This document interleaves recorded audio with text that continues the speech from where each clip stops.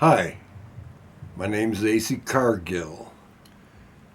Today's report is about fly ash, specifically about the big mounds of it piled up on the property at 126th and Avenue O on the southeast side of Chicago. Now, where it came from, nobody seems to know. It's what is collected in the chimneys in filters when they burn coal, so it doesn't go in the atmosphere. So it could have come from the coal-burning electrical plants that are now closed.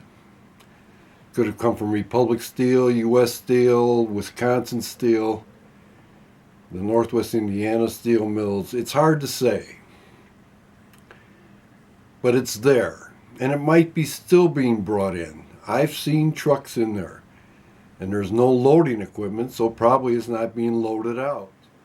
Well, anyway, people in the area are complaining that they find this stuff in their house when the wind's blowing that direction, and they're afraid of breathing it, and their kids breathing it. It might be inert while it's on the ground, but it might not be inert in your lungs. That's the way asbestos is. It depends on which way the wind's blowing. It could go to Hegwish, or it could go to the east side of Chicago. There's a lot of it, and it depends on the wind.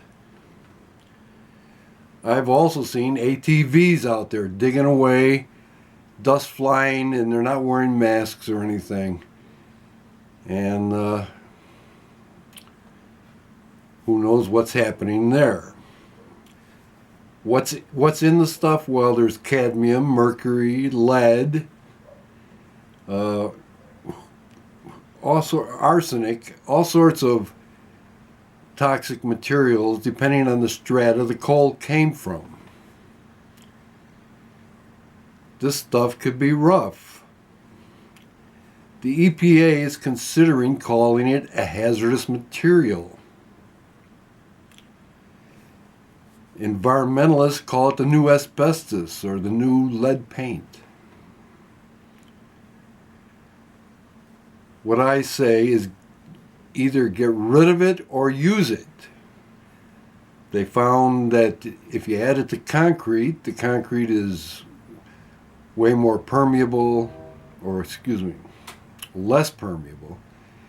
It doesn't corrode steel, the steel they put in the concrete, and it's especially good for marine uses.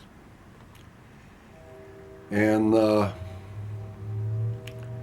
but you can't leave it piled up like that. Even if you're going to use it, it has to be covered somehow. It's too dangerous. So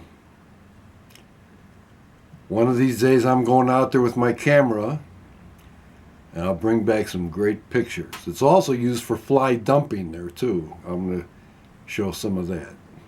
Thanks.